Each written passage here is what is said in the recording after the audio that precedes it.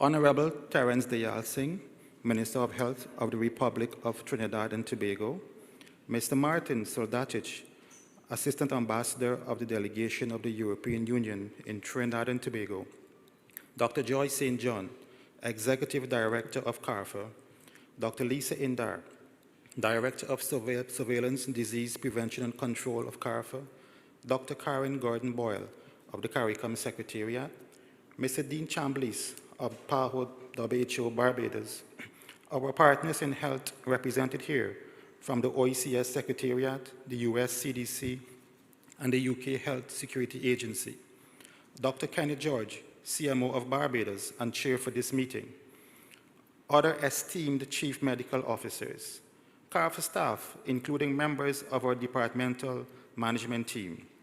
A pleasant good morning. I'm Dr. Mark Sami, Director of Corporate Services at CARFA and the chair for this opening ceremony.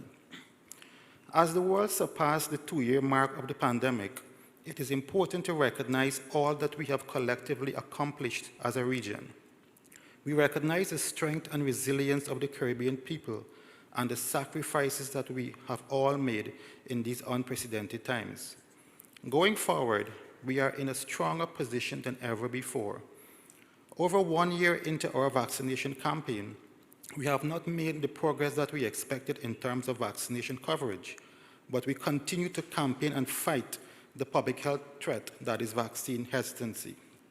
As we gather here in what is CARFA's first face-to-face meeting for the last 2 years, we are pleased to host some of the most hard-working public servants in the region, the chief medical officers of our 26 member states, of which 18 are present here at this meeting and 5 are joining virtually. It is our hope that we can demonstrate to everyone that as we lead the protocol development for this new phase of the pandemic in the Caribbean, we also practice our safe return to some level of normalcy. Without further delay, it is a pleasure to invite Dr. Joy St. John, the Executive Director of CARFA, to bring welcome remarks. Over to you, Dr. St. John.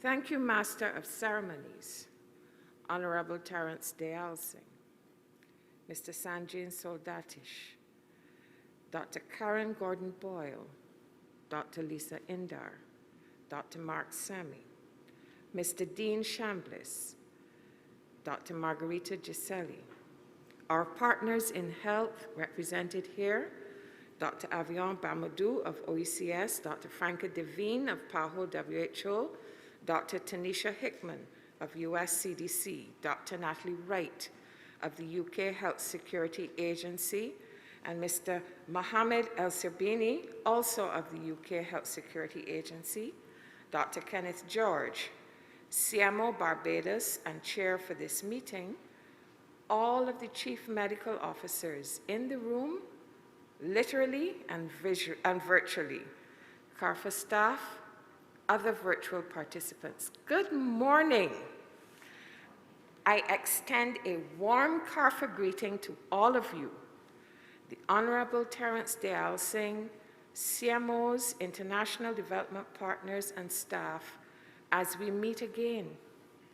Here I pause to thank the European Union for yet another demonstration of its assistance to the CARICOM region during a supremely challenging time through supporting this pivotal public health planning meeting for this new phase of the COVID-19 pandemic. Almost 3 years ago, in June 2019, CARFA held its first CARFA CMOs meeting. And as the incoming executive director, I listened carefully to your description of the direction you needed CARFA to take in its technical and administrative focus, so that CARFA would be of optimal value to public health programs and overall national priorities. CARFA will give you an indication of how this year's annual work plan acknowledges and responds to your good advice. I am extremely pleased that so many of you, CMOs, 18 in person and 5 virtually, of the 26 CARFA member states, have accepted the invitation to meet for the first time literally in one room since the start of the pandemic in 2020. I want to thank the government of Trinidad and Tobago for its support to this meeting, and I take the opportunity to publicly thank Minister Dayal Singh for his strong leadership of the Trinidad and Tobago health response to COVID-19. We are meeting here in your country, Minister, because it is safe. It was customary that we met at least once a year during the meeting of the COSOD on the margins of PAHO's Directing Council. But COVID-19 forced us to learn that we could achieve groundbreaking, life-saving regional public health decision-making in this virtual modality. This is my first opportunity to tell you CMOs to your faces how proud I am of the world-class achievement in public health that the CARICOM region has attained and demonstrated repeatedly in these 2 harrowing years. Chairman, please allow me to lead a round of applause.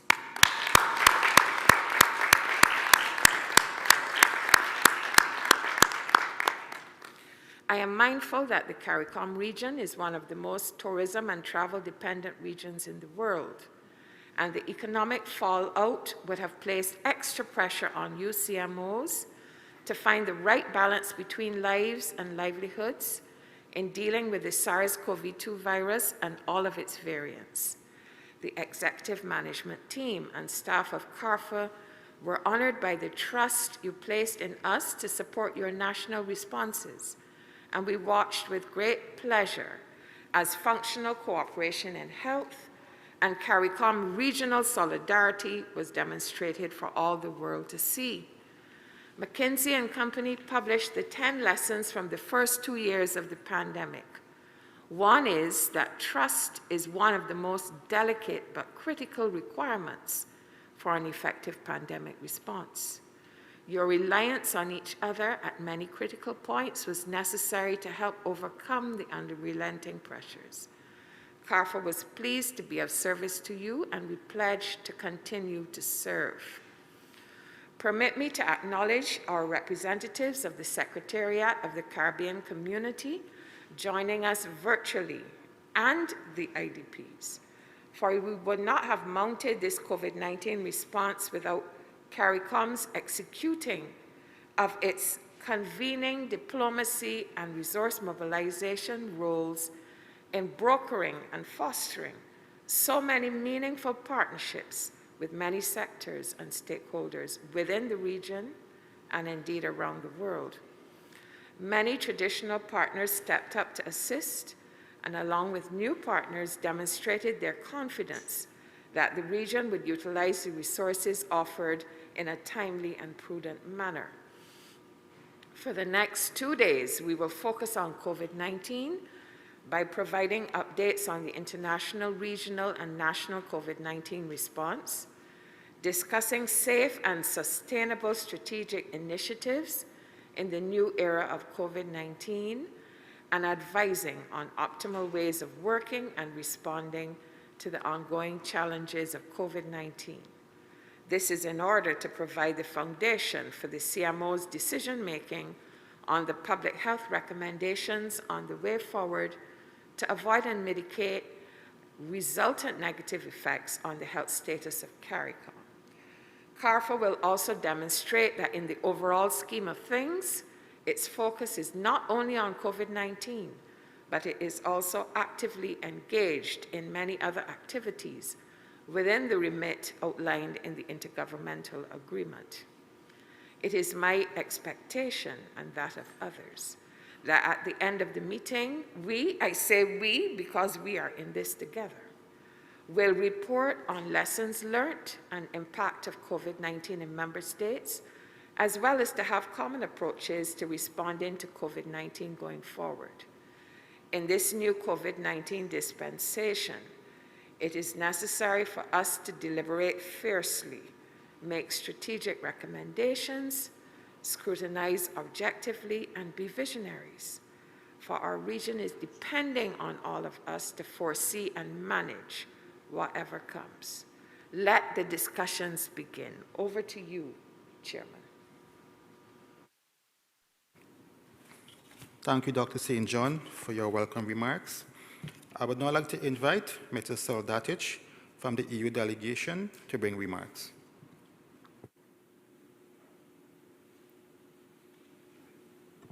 Thank you, Chairman.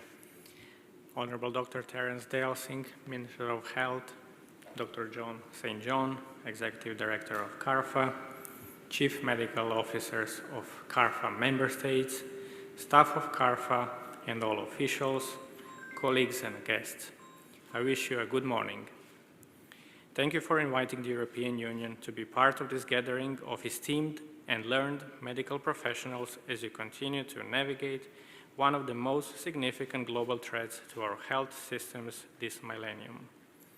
I'm particularly happy to be here since the past 2 years have been especially challenging for the hosting of meetings of this nature, and we are extremely pleased that CARFA can convene all the parties here for this significant discussion.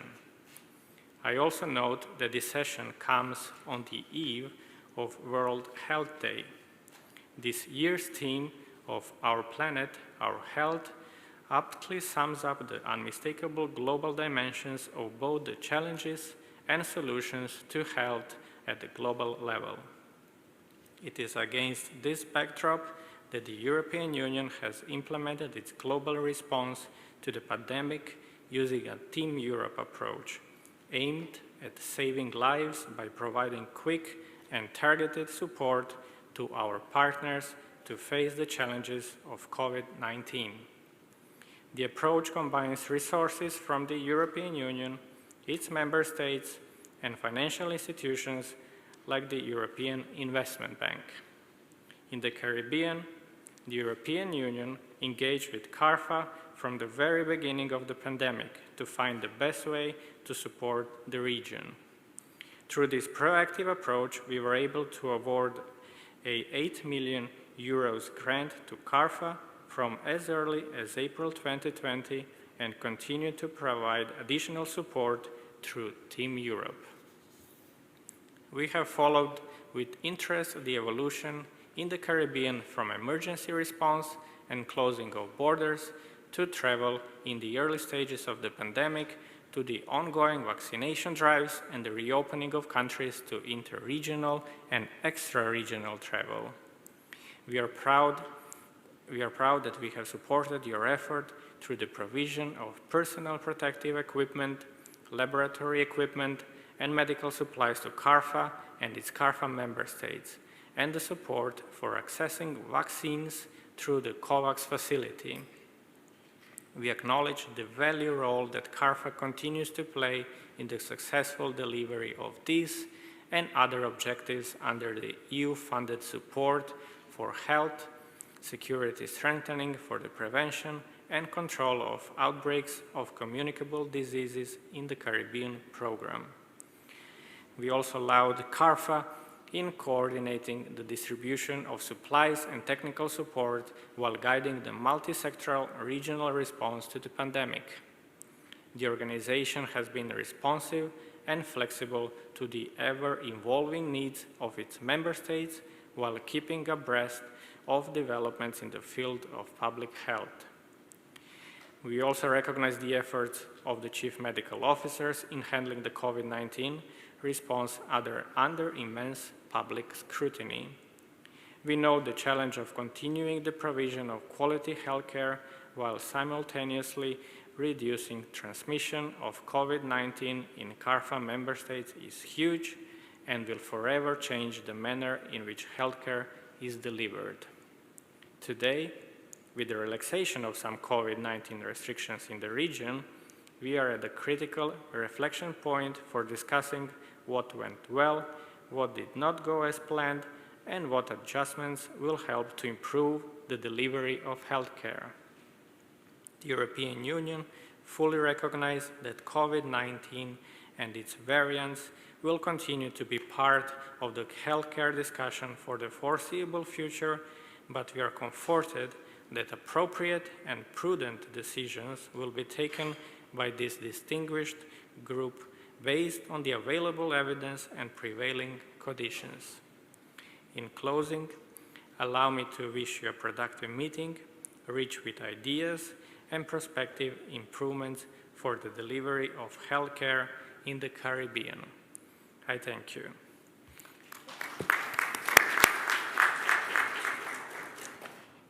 Thank you, Mr. Soldatich, for your remarks. I would now like to invite the Honorable Terence Dayal Singh, the Minister of Health of the Republic of Trinidad and Tobago, to bring his remarks. Welcome to Trinidad and Tobago. What a glorious day it is. What a glorious occasion. Dr. Joyce St. John, Executive Director of CARFA, Dr. Karen Gordon-Boyle, Program Manager, Health, CARICOM, Mr. Sanjan Soldatich, Chargé d'Affaires, European Union Delegation to Trinidad and Tobago, Dr. Mark Sami,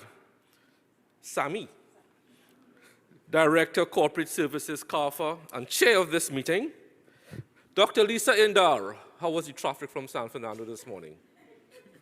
Good?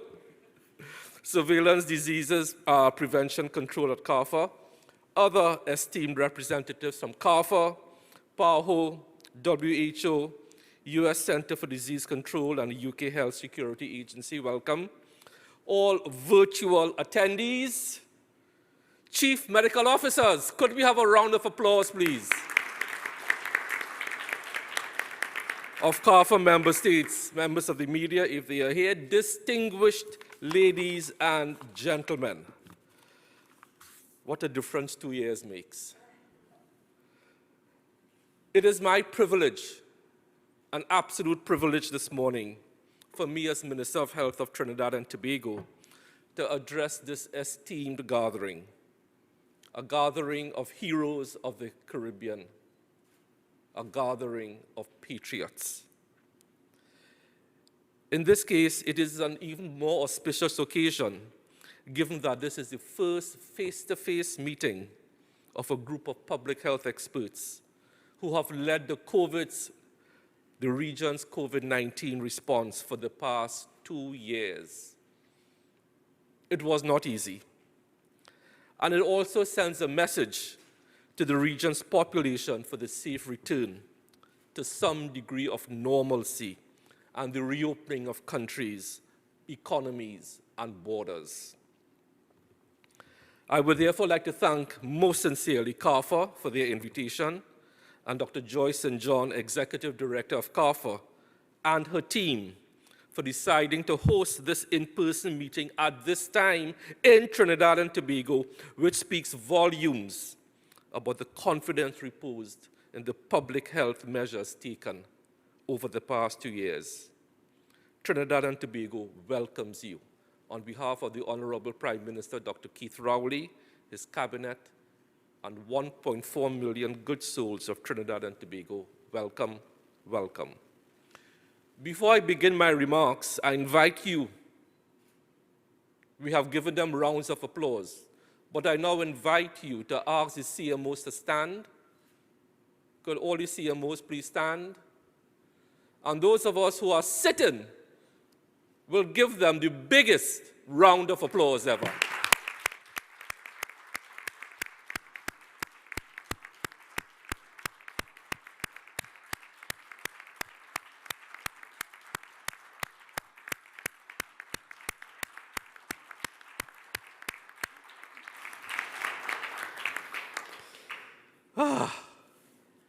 Thank you all. Although we have not escaped the ravages of this virus unscathed, the monumental threat of COVID-19 to the people, economies, and ways of life of the Caribbean people has significantly been reduced due to their diligent leadership. The progress made in the fight against COVID-19 by individual countries and as a region is in no small measure due to these men and women born and bred in this region, who are now world recognized for their leadership, for their technical skills and ability. We owe you a debt of gratitude. In today's public health system, the Chief Medical Officer is seen as the linchpin that connects both clinical and administrative functions. If we lose that linchpin, everything collapses. These individuals must possess the years of requisite experience, medical and administrative study, along with the right blend of management and leadership skills. Just last night, at a meeting, the Prime Minister of the Republic of Trinidad and Tobago, I don't know if anyone listened to that meeting last night, described Dr. Roshan Parasram as cool as a cucumber. And I'm sure that applies to every single CMO. You were cool, you were measured, and you guided us. And you did this carrying a very heavy burden, filled with expectations and sometimes with barbs coming your way. I dare say the core competencies required of CMOs were certainly brought to the fore during COVID-19. In early 2020, and we remember those days. Lisa, you remember early 2020? You could never forget. In early 2020, when the pandemic threw the region and the rest of the world into a state of anxiety and panic, Trinidad and Tobago, we saw direction from its governments, its prime ministers, its leaders, and you, the CMOs, and the teams that you lead.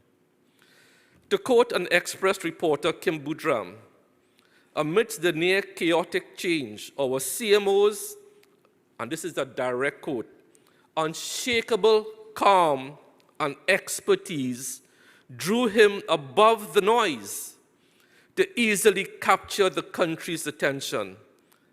And I add trust and admiration.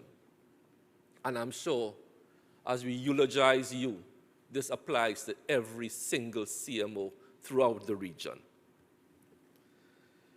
Today's CMO must engender the tacit, if not explicit, cooperation of others and reflect the values, attitudes, beliefs, and behavioral patterns that define the ministry's operating culture. As CMOs, you may well know that your moral and ethical character must be beyond reproach. And I think you have demonstrated that. I made a comment recently that very often ordinary people are given extraordinary opportunities to lead. And this is what COVID has done. Ordinary people have been given an extraordinary opportunity to lead. And this is what you have done. Trinidad and Tobago's approach to the pandemic has always been based on the preservation of life, balanced with the restoration and preservation of our economy. And as of Monday this week, our Trinidad and Tobago economy is open, fully open. The regulations and guidelines put in place to achieve this objective have been consistently guided by the available scientific information and analysis, findings and recommendations from PAHO, WHO, daily observance of the behavior of the virus in other jurisdictions, as well as the advice of our team of expert public health professionals, all under the competent stewardship of Dr. Parasram for Trinidad and Tobago. The establishment of a parallel healthcare system in Trinidad and Tobago to treat COVID-19 patients meant that the traditional healthcare system had to be divided into two separate entities, whilst maintaining high standards of healthcare delivery throughout each system. At its peak, the parallel system dedicated to COVID that we set up in Trinidad and Tobago consisted of 1,022 beds. So we never had to go into the traditional healthcare system. 1,022 beds are gapped amongst 4 levels of care: ICU, HDU, ward, step down. During this time, the CMO and his team were required to provide strong support to medical leadership while identifying, mentoring, and nurturing future leaders in the public healthcare system. No doubt, many gathered here can relate to the challenges and successes experienced in Trinidad and Tobago, and I am sure that much of the solutions and pathways forward presented by CMOs across the region were not the wisdom of one, but the countless hours of careful considerations from a cadre of CMOs and public health experts across this region. At this point, I want to address one issue which the previous speaker spoke about.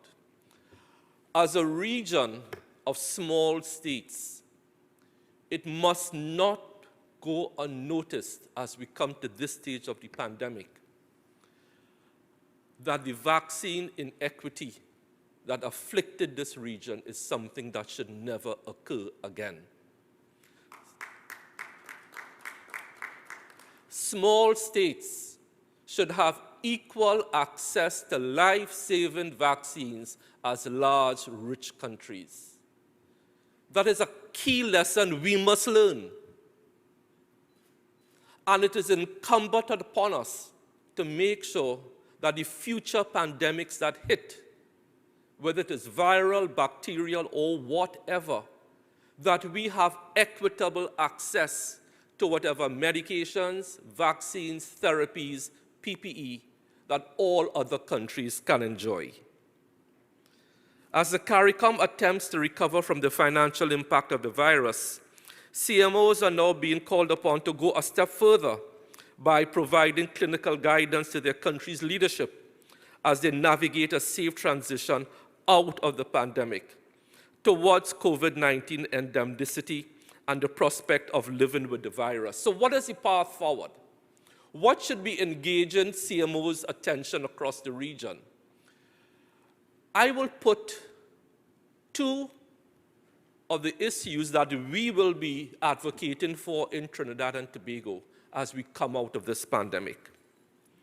The first has to do with non-communicable diseases. I don't know about the rest of you, but Trinidad and Tobago is the capital of the world for non-communicable diseases.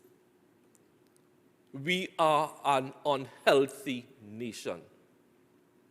The burden of diseases like diabetes, hypertension, heart disease, and cancers proved itself during COVID-19.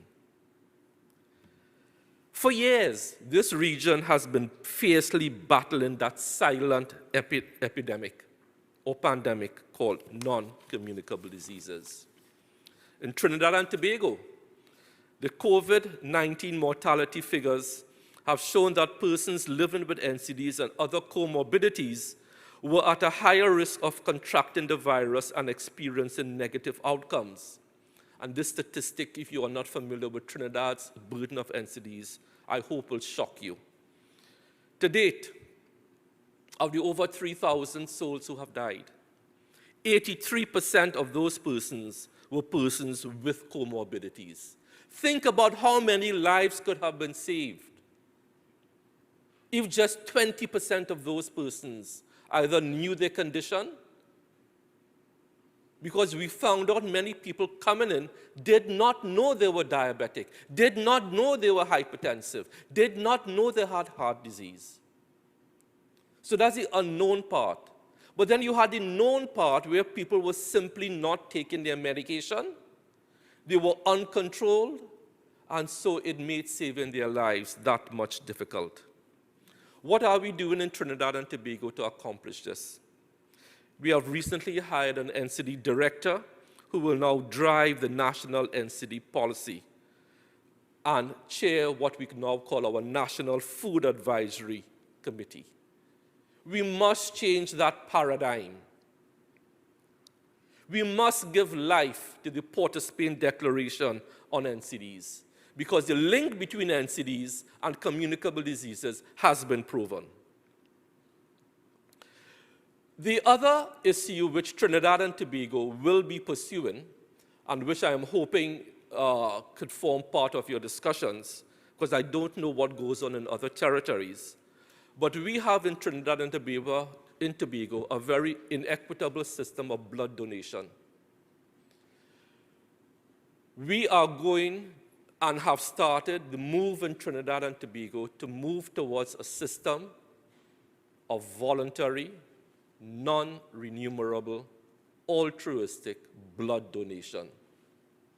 The CHIT system in Trinidad is that you only donate blood when a relative needs blood. That is not equitable. That word again, equity. If it's one thing COVID-19 has shown, is that we must have a more equitable healthcare delivery system. We estimate that to move to this state, we will need about 1% of our population to become voluntary blood donors. That's about 14,000 persons. And if they give blood voluntarily, altruistically, 2 to 3 times a year, that's 28 to 42,000 pints of blood a year. So that when a person needs blood, they don't have to add to their trauma of finding blood donors. That's traumatic. The other program we are going to be pursuing as we transition out of COVID is something which we started and which bore some fruit during the COVID pandemic, but which we have to accelerate now, because coming out of COVID, the other issue that will face us as a global community and a regional community that we must address is that of the mental health of our population. That is going to be a long-lasting effect of COVID-19. We started a policy of decentralization of mental health in Trinidad and Tobago way back in 2018, 2019. But we have to accelerate it. We have to embed it in the culture of health delivery. It must be embedded so that the current statistic which shows that the average length of stay for a chronic mental health patient in our main facility in St. Anne's is 23 years. Yes, 23 years. Not because they are not well enough, but because of social issues. They have no more family to go back to. That has to change. So with decentralization of mental health in Trinidad and Tobago, we can treat these people in their communities. They can be integrated into the communities, into their family lives. So those are 3 of the issues that, as we transition out of COVID, that we must pay attention to. While as individual nations and as a region collectively, we come to grips with the pandemic, it has exacerbated our socio-economic challenges. For those states that depend on tourism, you would have known. Tourism is your lifeblood. So there will be significant lessons for us to learn. And in the words of Winston Churchill, that great wartime leader, we must never let a good crisis go to waste. We must learn. We must use this pandemic to guide our way forward. As a region, we must therefore maintain a comprehensive response to the COVID-19 pandemic. That includes, where possible, the sharing of critical resources, the promotion of equitable vaccine distribution. I must come back to that. The implementation of best practices and the establishment of a standing committee specially targeted to the ongoing planning and collaboration on future pandemics. Because I'll tell you something, there will be another pandemic. This was predicted years ago. This was predicted years ago, that the world will face a pandemic. It's only a matter of time. And with modern travel, where you can move from New Zealand to New York in 11 hours, you see what happens. Air travel and cruising will transmit any virus or bacteria quickly. I hope, as I close, that in my estimation, the CARICOM should incorporate the outcomes of this meeting, and it should be placed before the COSOD, because as I said, the next pandemic will come. As I leave you with a quote from an author and public speaker, Michelle Rosenthal, when she said, "The power we discover inside ourselves as we survive a life-threatening experience can be utilized equally well outside of the crisis too." May these words, my friends, inspire you throughout this meeting, and I wish you a very fruitful and engaging experience ever over the next 2 days. Welcome, welcome, welcome to Trinidad and Tobago. Thank you.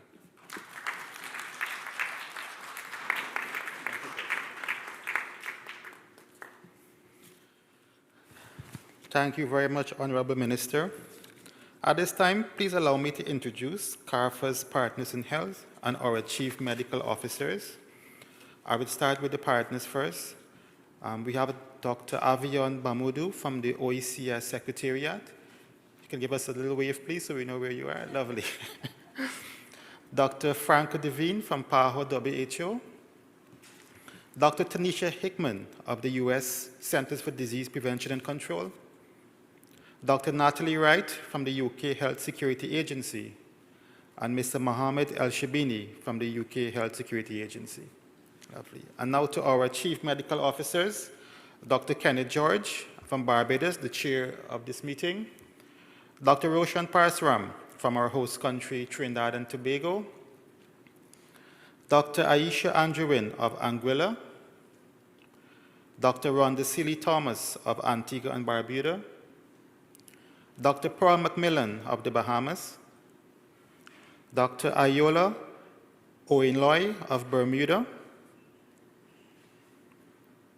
Dr. Ottilia Newton of the Cayman Islands. Dr. Melissa Arias from Curacao. Dr. Laura Esperi from Dominica. Dr. Sean Charles from Grenada. Dr. Narayan Singh from Guyana. Dr. Jacqueline Becerra McKenzie of Jamaica. Dr. Shara Greenway Duberry from Montserrat. Dr. Hazel Laws of St. Kitts and Nevis. Ms. Ava Lister de Weaver of St. Martin. Dr. Sharon Belmar George of St. Lucia. Dr. Simone Kiesebish of St. Vincent and the Grenadines. And Dr. Ritesh Danpat of Suriname. Lovely. Just to mention our Chief Medical Officers who are joining us virtually, Ms. Carol Jack Ruisberg of St. Eustatius, Dr. William Van Leeuwen of SABRE, Dr. Ronald Georges from BVI, Dr. Melissa Diaz of Belize, and Dr. Laurie Adrian of Haiti. And with that, thank you, everyone. I would now like to hand over to the Chair of Proceedings, Dr. Kenneth George, the Chief Medical Officer of Barbados. Thank you.